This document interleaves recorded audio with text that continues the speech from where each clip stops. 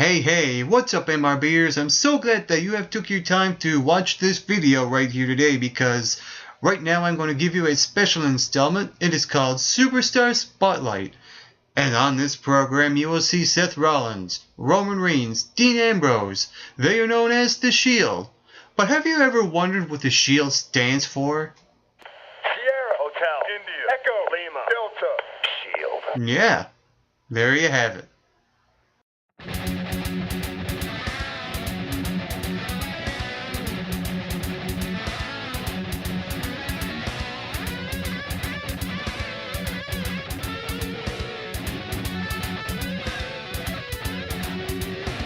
Alright, so for this video, I will give you a Cliff Note version of each guy of the Shield individually, and then I will talk about them as a group and how they've came from their debut until now. With that being said, let's get right down to it. Dean Ambrose. This is a guy that debuted back in 2004 as Jon Moxley, and he was in the Heartland Wrestling Association, where he won the World Championship there. He started working in other promotions as well, such as Insanity Pro Wrestling, Westside Extreme Wrestling, as well as Combat Zone Wrestling. He won all the world titles there. He won the CZW world title back in February of 2010. He won the IPW world title in June of 2010.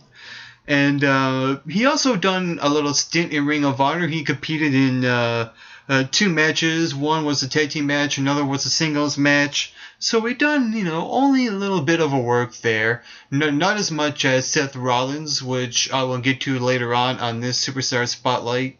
But he actually done pretty good for himself before he came into the WWE.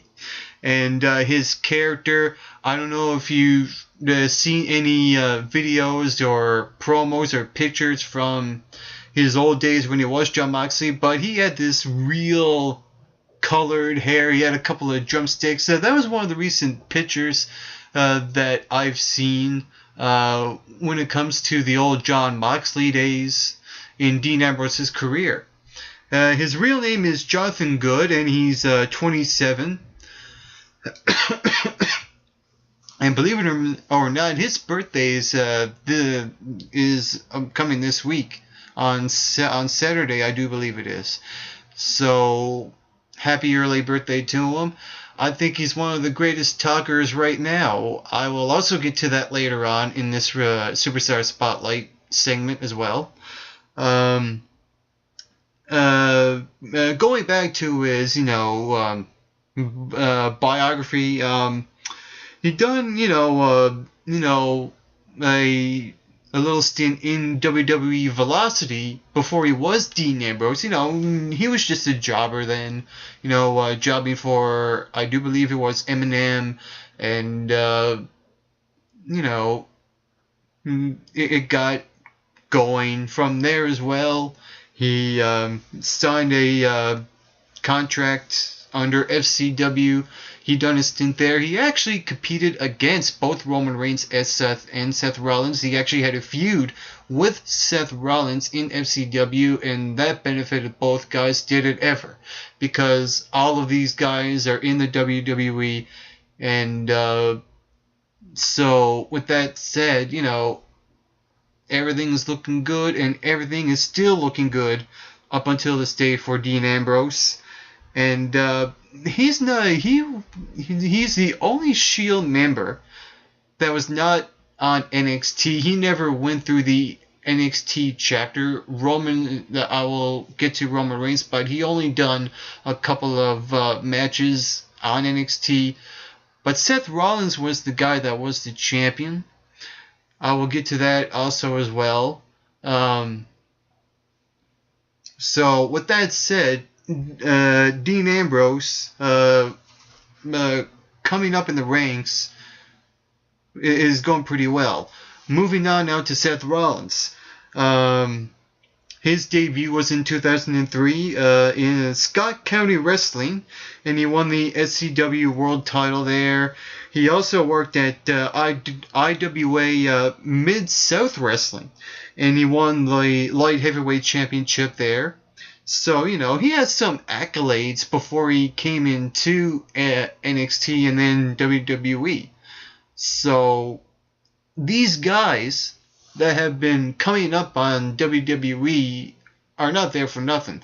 They've been down the road. They've been around the block. Like Dean Ambrose and like Seth Rollins. They've been around the block. And with that being said, he also attended WrestleMania 22 as a fan. And from what I understand, that was the last time he went to see a WWE live event as a fan because, shortly after that, he started working more and more and more. Trying to get to the WWE because that's where you want to go. That's where the money is. So with that said, things are looking great for Seth Rollins. And the funny thing is, Seth Rollins wasn't Seth Rollins before. He had other ring names as well. One of them was really well known. He was known as Tyler Black for a good part of his career.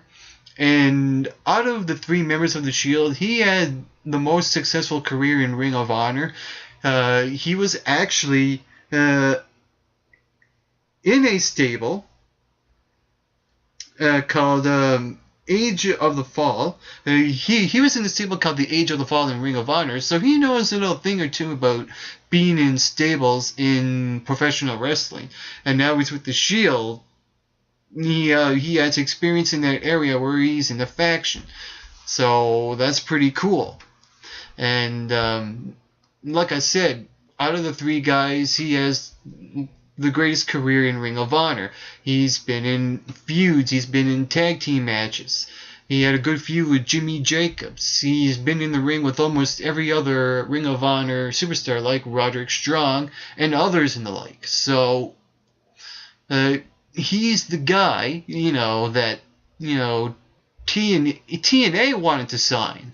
But Evan Bourne told him, try the WWE instead. That's where the money is, like I said. So, things going, if you thought this was going this way, okay, we're going to go this way. Seth Rollins, tell back now, Seth Rollins, signed a contract for FCW. Like I said, he's been in the ring with pretty much almost everyone in FCW. There's a lot of guys that were in FCW, now known as NXT Wrestling, that, WWE has been building. It's like, you're looking under a microscope at all the guys in the ring, and you're trying to figure out, okay, who's really good here?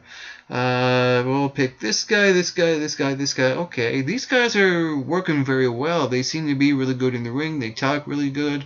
So that's how I would, put it as a metaphor when it comes to guys building up in the ranks in hopes to get to the top of the mountain. So Seth Rollins, he's a guy that has a lot of experience in indie promotions. So does Dean Ambrose. But with Roman Reigns, he had more of a different path, so to speak. He was a a Canadian Football League player. He was actually a football player before he signed into any wrestling promotions. And the interesting thing is that other guys that have been football players have been successful in the WWE. And for example, The Rock, he had a little stint in football, and so did John Cena. So guys like them that are very successful now, that have been in some sort of football league faction in any way, shape, or form, those are the guys that tend to be more successful than other superstars.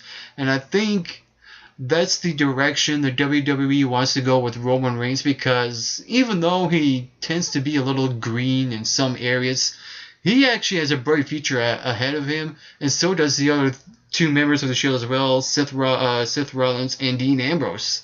Those two guys work really well as well.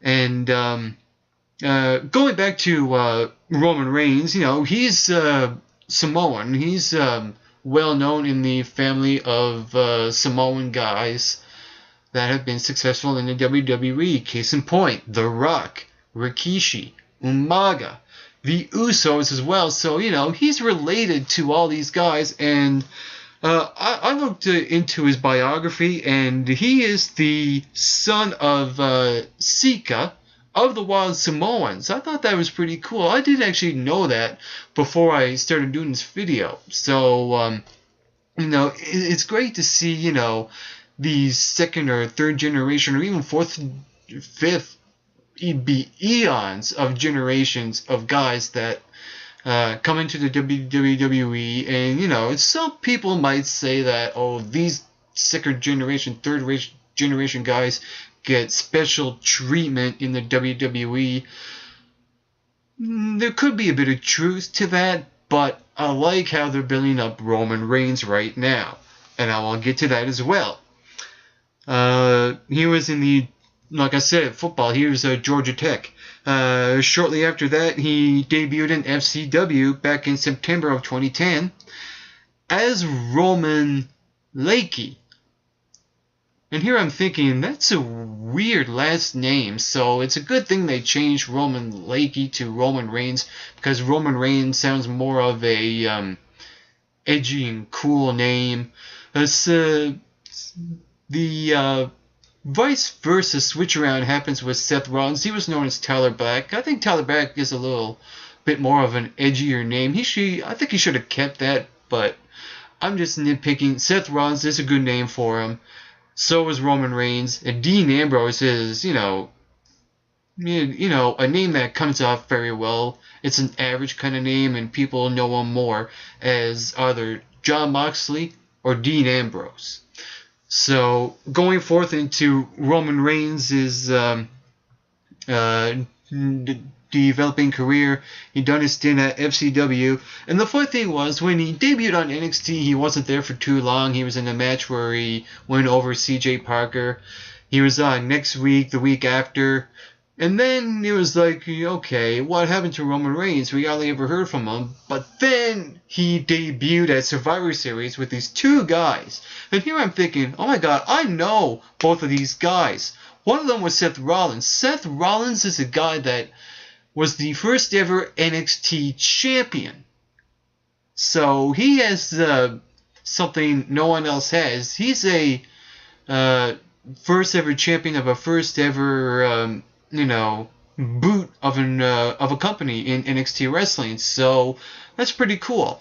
I recognize Seth Rollins and Roman Reigns right off the bat when they debuted at Survivor Series. And the other guy, Dean Ambrose, I always thought of him as the other guy. And it's funny because Dean Ambrose never went through that NXT channel. So here I'm thinking, okay, who is this guy? I'm not really familiar with him. So I looked into more depth about him. And like I said, he's been around the block. So going into this installment of Superstar Spotlight, The Shield as a group, I gotta say that the WWE has not flawed this group in any way, shape, or form for very good reasons. One, their debut at Survivor Series last year when they attacked Ryback in the main event for the WWE Championship in a triple threat match involving Ryback, John Cena, and CM Punk, where CM Punk retained the title. And there's a storyline building where is the Shield in cahoots with CM Punk and Paul Heyman and Brad Maddox. So that was pretty interesting to actually not only have a strong debut, but already put them in a storyline where it really works for them. There's a mystery behind, were they in cahoots of CM Punk and Paul Heyman? And we finally got that answer eventually. And before all that even happened, Michael Cole had a sit-down interview with all three members of the Shield.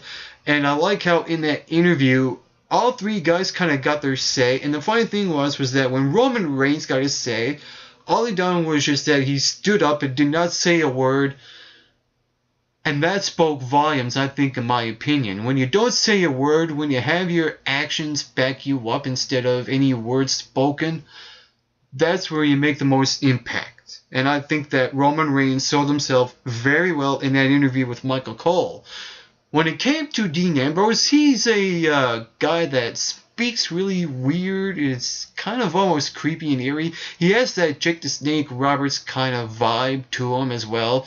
He has a bit of a Joker aspect to his character. So overall, Dean Ambrose is a guy that overall, he's a really good talker on the microphone. He's very different. He's unique.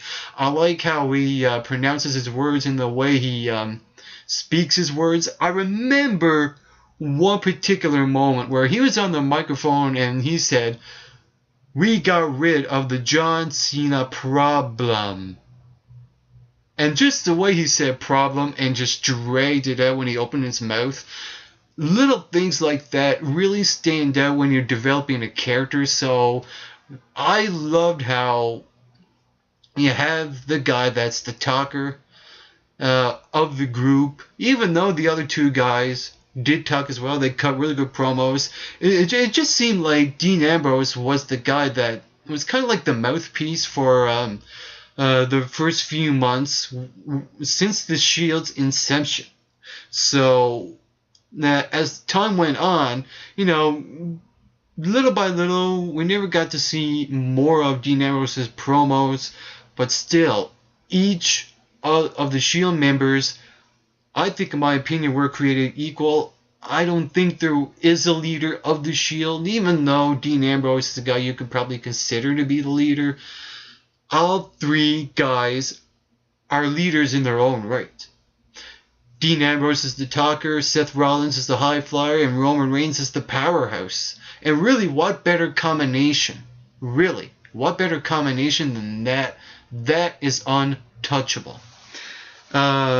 Moving on into this Superstar Spotlight, since their debut at Survivor Series, shortly after they had their debut match at a pay-per-view TLC where they bet Daniel Bryan and Kane Team Hell No. That was one of the best matches in recent memory of the last year.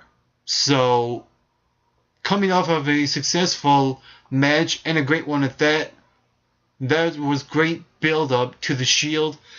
Again, at the Elimination Chamber, they won their match. They won their debut match on Raw. They made their WrestleMania debut against Randy Orton, The Big Show, and Sheamus. A great, solid debut, I thought it was. Those were the right guys to win that match, because if the Shield lost that match, that would have flopped. And in my opinion, WWE has not flopped this group at all. They build up the Shield the right way, the proper way, going through the right channels, right place, right time, right everything. You can't go wrong with that. You just can't. And after that, they struck gold. At Extreme Rules on May 19th of last year, Dean Ambrose won the United States Championship against Kofi and Kingston, and Seth Rollins and Roman Reigns won the tag team titles. So I like how on one show, one pay-per-view show, you have all three members of the Shield win respective championships. That alone speaks volumes as well. And it's all part of building up the Shield as a credible threat of a stable. And they are the credible threat stable that are just tremendous. They've been tremendous and still are to this very day. After that, they started working with the corporation. They've become Triple H's and Stephanie McMahon's bodyguards.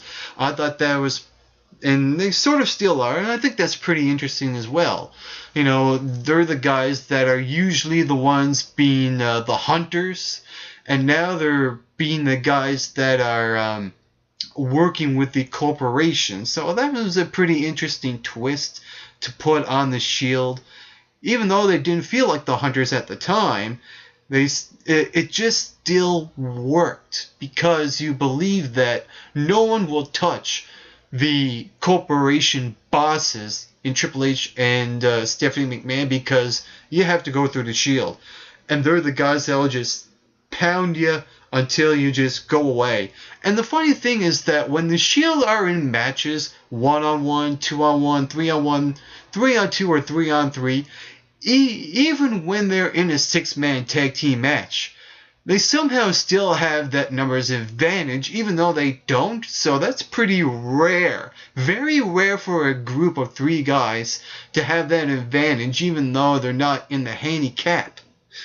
Well, not in the handicap, but not in a match where the odds are even. When it's 3-on-3, they still feel like they have the numbers advantage because they're just that good. They're just that dominant, and their finishing maneuver as a group as well is really, really great, because you gotta have that finishing maneuver where you have all 3 guys do it at one time. That power bomb where Roman Reigns is right in the middle doing the power bomb, and the other 2 guys are on the side pulling them down to the mat as well. So that's really cool. And what's also really cool is that each 3 individuals have their own finishing maneuver. Seth Rollins has the foot stomp, Dean Ambrose has the headlock driver, and Roman Reigns has the spear. And I think that's also what you need as well. You need to have a finisher for each 3 individuals, and you have to have that finisher as a group. And I think that the WWE has been doing everything right with the Shield thus far. There have been some the teasing dissension in with the group. There was a moment backstage where Dean Ambrose said he's the only guy with the championship, the United States champion, and still is to this day. And you kind of see Roman Reigns and Seth Rollins kind of look at him funny, but it's only small little seeds been planted to a possible split up. I think if the WWE does split them up, it should be done right. I could see something happening where each three individuals are in a triple threat match for the United States Championship, where Roman Reigns gets the championship, because from what I understand now, that Roman Reigns is what the WWE is looking at to build up as the next face of the company. So I could see a scenario played out like that. Seth Rollins is definitely a future Intercontinental Champion. Dean Ambrose is a future WWE Champion. And so is Roman Reigns as well. And hopefully, if they do split up, all 3 guys have successful individual careers. And as a group, they have been very successful. The WWE has not failed the Shield once yet. And the funny thing, as I say that, when they lost their very first match, it just seemed like that didn't matter. It really didn't hurt the Shield in the long term. It was only a short-term deal where when they lose every now and then, it's only to develop a storyline between other guys. Like the Usos, when Roman Reigns got pinned by the Usos, all that was just to develop a storyline between 2 tag teams. Even when they got disqualified in a 6-man tag team match last year. Same thing with that. All that was to develop a storyline between the Shield and the other guys. So really, it did not hurt them at all when they lost, when they had that undefeated streak going. So with all that being said, the Shield, I think, is the most successful group of individuals as a stable in the WWE. And that was my Superstar Spotlight biography on Dean Ambrose, Seth Rollins, and Roman Reigns. They are known as the Shield. And all I have to say is believe in the Shield. For the MRB Wrestling Review Show, I am Mike McBrock Wilson, and thank you for watching Superstar Spotlight. Get plenty of rest, and always do your best.